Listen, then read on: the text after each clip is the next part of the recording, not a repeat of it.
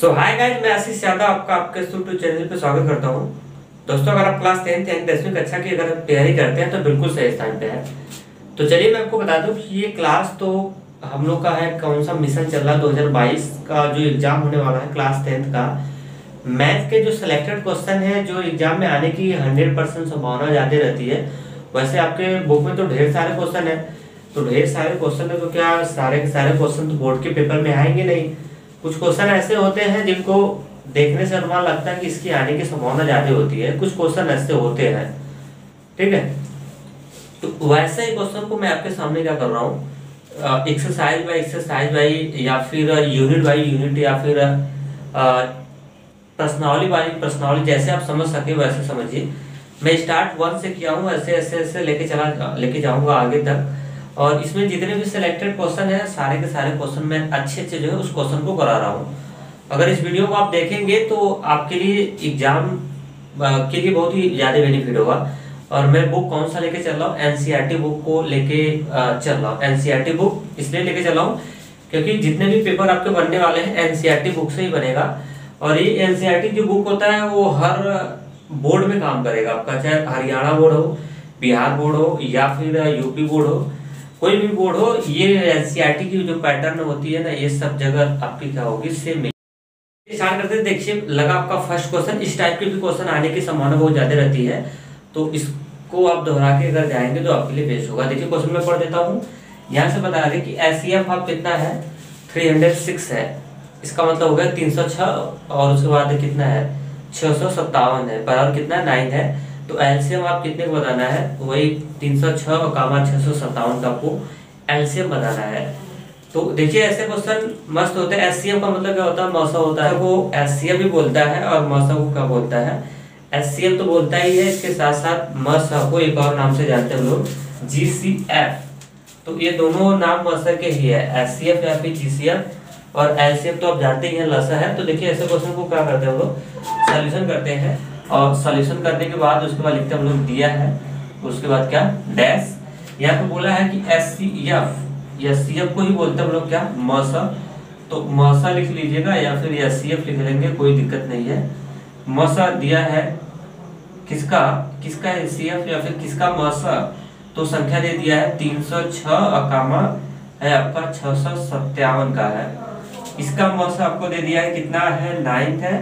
और उसके बाद लस जिसको आप बोलते हैं एलसीएम, और इसका इसी संख्या का और कितना है, ये दो संख्या है 306 और 657 का।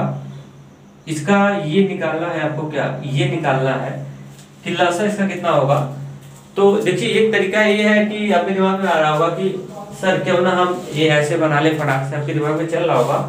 और ये मुझे बात पता ही है, आपके दिमाग में चल रहा होगा कि क्यों ना 306 और उसके बाद 657 का हम क्या कर ले, ऐसे करके इसका क्या निकाल ले, मौसा लसा से ले ले। अगर ऐसे निकाल लेंगे तो आंसर सेम आएगा, आंसर में कोई कमी नहीं होगा। लेकिन सर अगर आप ऐसे करेंगे तो आपको नंबर साथ ना मिले, क्योंकि बोर्ड में आपको इस तरीके से नहीं करना है। ये मौसा वो देखने के लिए नहीं दिया गया है, इसका इस्तेमाल करने के लिए दिया गया है। तो ऐसा होता है और उस फॉर्मूले का इस्तेमाल करेंगे। यहाँ पे देखिए लसा और मौसा दे दिया है, तो आपकी किताब में फॉर्मूला दिया होगा, दो संख्याओं का गुणनफल बराबर होता है लसा और गुणे क्या होता है मौसा, उसी वाले फॉर्मूले से लगाना पड़ेगा आपको। तो ये फॉर्मूला लिख लीजिएगा पहले, दो संख्याओं का गुणनफल गुणे क्या मौसा। अब यहाँ से हम लोग क्या करते हैं, दो संख्याएं यही है, दो संख्याएं, एक 306 है और 157 है, 657।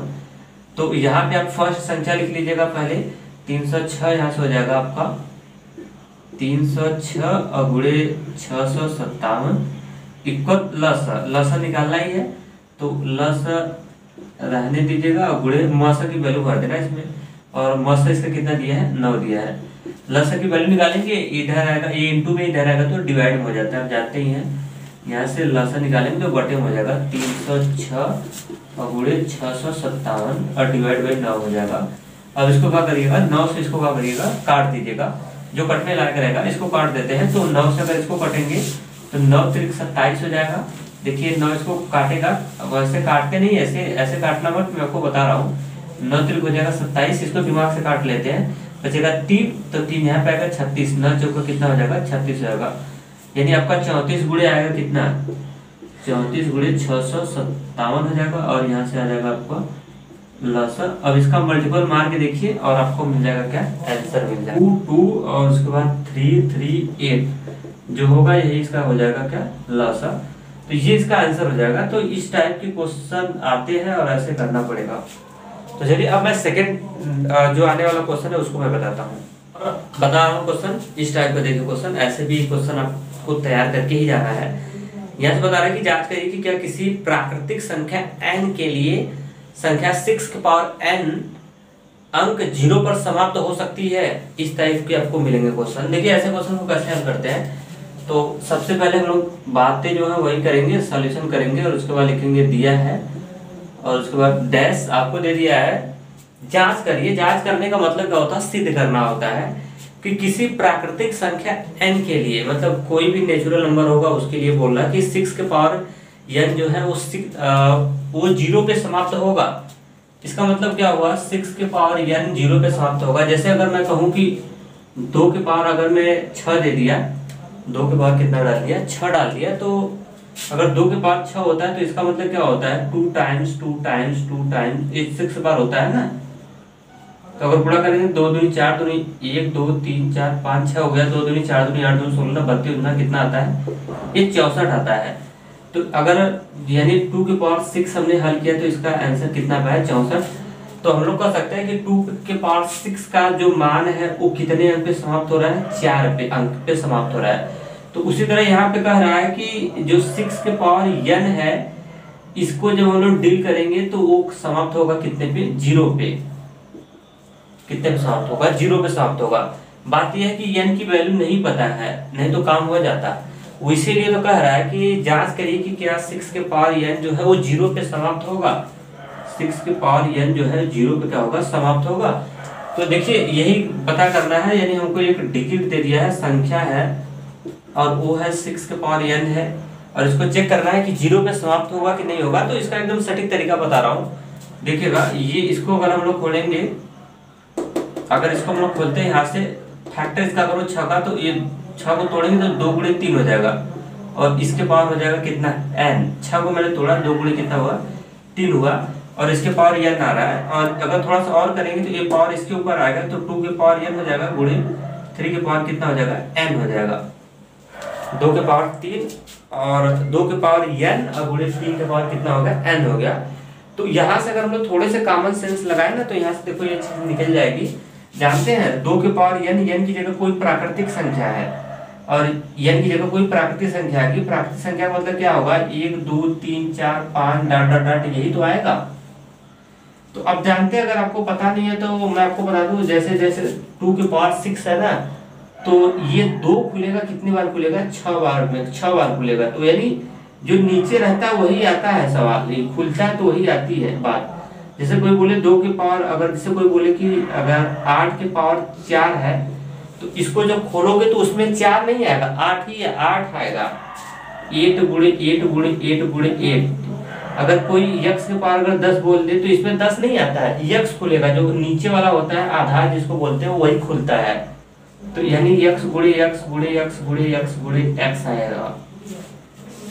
उसी तरह इसको जब खोलेंगे 2 के पावर n है तो इसमें 2 आएगा, कट हुआ आएगा पता नहीं है, लेकिन क्योंकि n है तो n का मान क्लियर नहीं हो रहा, लेकिन 2 ही आएगा।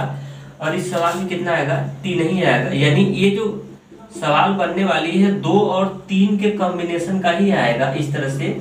कितने का, अब कितनी बार खुलेगा पता नहीं है, 2 और 3 के कॉम्बिनेशन का आ रहा है। 2 और 3 दोनों कहाँ आने वाले हैं, साथ साथ आने वाले हैं।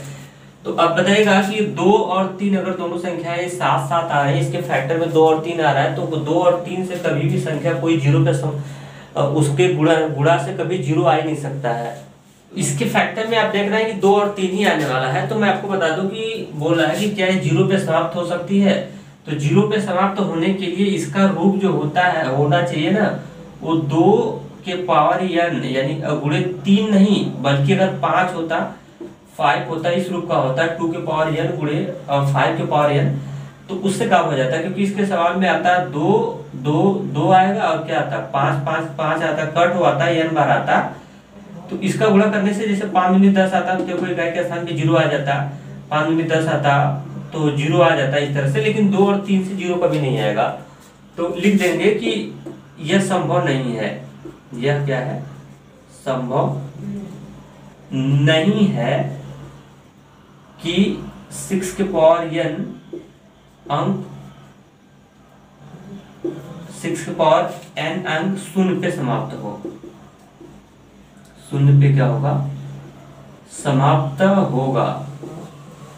ठीक है, तो नहीं होगा। इस तरह से इस टाइप के भी क्वेश्चन हम लोग हल कर लिए। अब नेक्स्ट टाइप का मैं बताने वाला हूँ क्वेश्चन, और मैं आपको बता रहा है कि सिद्ध करिए कि 1 डिवाइड बाई अंडर रूट कितना है, 2 एक अपरिमेय संख्या है। मतलब 1 कड़ी में 2 कैसी संख्या अपरिमेय है। एक्चुअली में 1/√2 जो है वो अपरिमेय संख्या है ही। ठीक है, तो लेकिन आपको सिद्ध करना है, कहने से नहीं हो जाएगा कि ये तो है ही।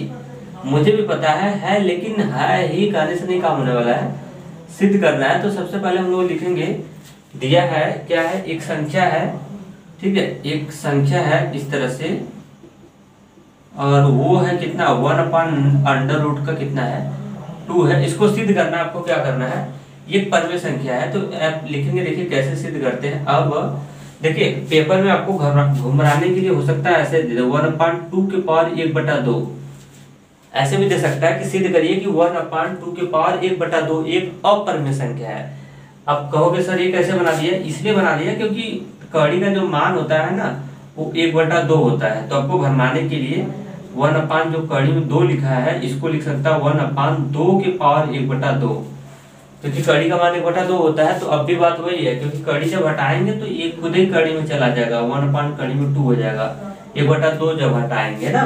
तो इस चीज से सतर्क रहिएगा। तो अब देखिए कैसे ऐसे क्वेश्चन को हल करते हैं। तो ऐसे क्वेश्चन को हल करने के लिए सबसे पहले इसको सिद्ध करना है, क्या कि सिद्ध करो कि यह एक अपरिमेय संख्या है। तो आपको 2 चीज याद रखना आपके बुक में, एक परिमेय होता है और एक अपरिमेय होता है। एक क्या होता है, एक होती है परिमेय और एक होता है अपरिमेय, 2 ही चीज होती है। अगर कोई, आपको ज्यादा नहीं सोचना, अगर मैं कहूंगा कि कोई संख्या, एक संख्या है जो परिमेय नहीं है, एक संख्या जो परिमेय नहीं है, तो अगर वो परिमेय नहीं रहेगा तो आप तुरंत बोलेंगे इसका मतलब वो अपरिमेय है। अब मैंने कह दिया एक संख्या जो है वो अपरिमेय नहीं है, तो आप तुरंत सोचेंगे कि वो क्या होगा, परिमेय होगा। 2 ही आपके ऑप्शन होना चाहिए दिमाग में, ज्यादा नहीं पढ़ना है, क्योंकि 2 ही चीज आपको पढ़ना है यहाँ पे है बढ़िया से। ठीक है, तो ऐसे क्वेश्चन में, ऐसे क्वेश्चन को जिसको सिद्ध करना होता है कि सिद्ध करो कि ये परिमेय है और एक अपरिमेय, तो उसको हम लोग मान लेते हैं विरोधाभास के रूप में, या फिर वैसे मान लेते हैं कि माना ये कैसी संख्या है, ये परिमेय संख्या है। फिर अभी बता रहा हूँ, तो फिर क्या होगा, मान लेते हैं, माना यही एक आपके लिए बेस्ट तरीका है। माना 1 कड़ी में 2 एक कैसे संख्या है, परिमेय संख्या है, मान लो इसको परिमेय संख्या है।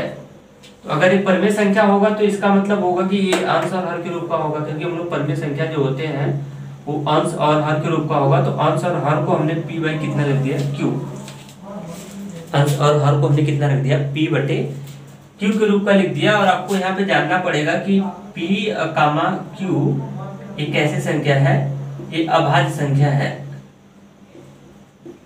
अभाज्य या सहभाज्य संख्या आप कह सकते हैं, ये अभाज्य संख्या है। 1/√2 p डिवाइड बाई q कैसी संख्या है, अभाज्य संख्या है। और नीचे q नॉट इक्वल 0, नीचे वाला हिस्सा तो 0 नहीं हो सकता है, सही। अब थोड़ा सा और है, उसके बाद एकदम आसानी तरीके से इसको हम लोग हल कर लेते हैं, और उसके बाद हम लोग का आंसर एकदम क्लियर तरीके से परमेयीकरण कर लो। थोड़े से परमेयीकरण कर लेंगे तो आपके लिए और इजी हो जाएगा। या फिर इसको पलट भी सकते हैं, चलो परमेयीकरण कर देते हैं, चाहे इसको पलट लो चाहे जैसे हल कर लो। चलिए देखिए इसको पलट के देखते हैं, जल्दी आंसर आएगा। अगर पलट देंगे तो ये हो जाएगा कड़ी में 2 बटा हो जाएगा 1, और इधर हो जाएगा q बटा हो जाएगा कितना, p हो जाएगा। और यहाँ से कड़ी में 2 बटा, अगर 1 से भाग लगाऊंगा तो वही आएगा, और ये हो जाएगा q बटा कितना हो जाएगा, p हो जाएगा। अब बताइएगा कि अगर मैं इधर बात किया जाए कि p बटा q, p और q की जगह आएगा आपका, p और q की जगह इंटीजर आएगा, पूर्णांक ही आएगा, परिमेय संख्या है। तो परिमेय संख्या में जानते हैं ना, उसके अंश और हर में क्या आएगा, पूर्णांक आएगा। जैसे 3/4 हो गया, 5/6 हो गया, सारे के सारे परिमेय संख्या है ना, तो अंश और हर में पूर्णांक आएगा। तो अगर ये इधर आया है p बटा q, पलटने के बाद ये हो गया q बटा p, तो क्या दिक्कत है, जैसे 3/4 है तो उसको पलटेंगे तो 4/3 हो गया, तो ये भी तो परमेय संख्या है, ये भी तो क्या है, परमेय संख्या है।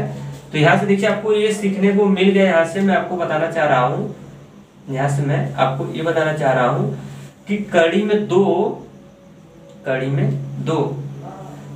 कैसी संख्या, नीचे लिख लीजिए, कड़ी में दो कैसी संख्या है, कड़ी में दो कैसी संख्या है, ये तो अपर्मेय संख्या है। मैं इसको यहाँ भी लिख देता हूँ, इसको मैं हटा देता हूँ, थोड़ा सा और बाकी है, उसके बाद हल हो जाएगा।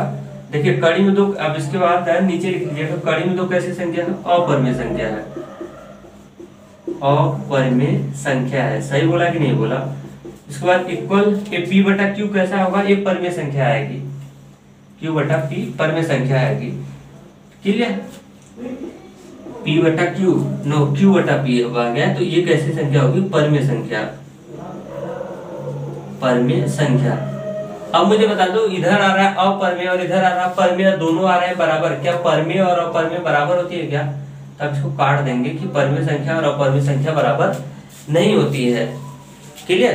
तो यहाँ से ये आपको सीखने को ये मिला कि मैंने तो 1 कड़ी में 2 को माना था परमेय संख्या, और उसको मान के जब मैं हल कर रहा हूँ तो जो लेफ्ट हैंड साइड और राइट हैंड साइड आपस में इक्वल नहीं आ रहा है, आपस में इक्वल नहीं आ रहा है। इसका मतलब क्या हुआ कि जो अगर हम इसको माने थे, अगर ये सही माना गया होता, जो माने थे 1 कड़ी में 2 एक परमेय संख्या है, अगर ये सही माना गया होता तो फिर हमारा आंसर सही आना चाहिए ना, लेफ्ट और राइट बराबर आना चाहिए।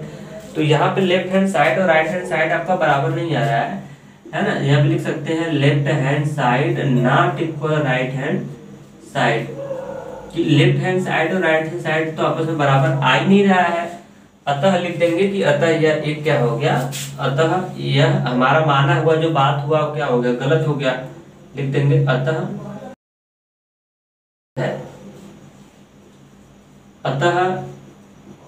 यह अपरमेय संख्या होगी, अपरमेय संख्या होगी। कैसा मैं आपको समझा रहा हूँ, मानी की बात गलत होगी, इसका मतलब क्या होगा कि इसको हमने माना था कैसा, परमेय संख्या, अरे सॉरी परमेय संख्या 1/√2 को परमेय संख्या बनाया था, मैंने माना था, लेकिन जब उसको हल किया, अगर ये परमेय संख्या रहा होता तो हल करने के बाद लेफ्ट और राइट बराबर आना चाहिए। जैसे हम किसी सवाल को अगर हल करते हैं, अगर सवाल हमारी सही रहती है तो उसका लेफ्ट हैंड साइड और राइट हैंड साइड बराबर आता है, या फिर उसका आंसर सही आता है। किसी सवाल को अगर हल करोगे, अगर उसका आंसर सही नहीं आया तो इसका मतलब सवाल कहीं ना कहीं रॉन्ग होगा। ठीक है, तो वही हाल है, इसको मैंने हल किया और लेफ्ट हैंड साइड और राइट हैंड साइड बराबर नहीं आया, तो इसका मतलब हमने इसको जो माना था परमेय संख्या वो गलत माना। तो अगर परमेय संख्या, अगर इसका मतलब परमेय संख्या नहीं है, तो अगर परमेय संख्या नहीं होगा तो फिर मैं बताया ना 2 ही ऑप्शन आपके लेना है, तो फिर ये क्या हो जाएगा, अपरमेय संख्या हो जाएगा। तो मेरे ख्याल से आपको इतना समझ आया होगा। अगर ये अच्छे क्वेश्चन लगे होंगे तो इसको आप रिवीजन कर लीजिएगा, इस टाइप के सारे क्वेश्चन। आपको और बता देने वाला हूँ कि और फिजिक्स का भी वीडियो बन रहा है, और 60 वीडियो जितना भी मैथ का मैं बना रहा हूँ ऑब्जेक्टिव क्वेश्चन के रूप में, है ना, तो वो ऑब्जेक्टिव क्वेश्चन आपके पेपर में जरूर फंसेगा। तो 60 वीडियो आप जरूर देखिएगा, प्लेलिस्ट में ढेर सारे वीडियो पड़े हुए, उसको भी देख लीजिएगा, आपका एग्जाम बहुत अच्छे से क्रैक हो जाएगा। मैं सच बता रहा हूँ, अगर रियलिटी से देखेंगे तो। और मैथ के जितने भी ऑब्जेक्टिव क्वेश्चन है ना, मैं डेली बना रहा हूँ, उसको देखिएगा, वैसे वैसे उसमें पेपर में आपको मिल जाएंगे। तो चलता हूँ, सो आज के लिए इतना है, थैंक्स। बाकी आपको नेक्स्ट वीडियो में मैं सारे के सारे बताऊंगा, सारे के सारे एक्सरसाइज को बता दूंगा।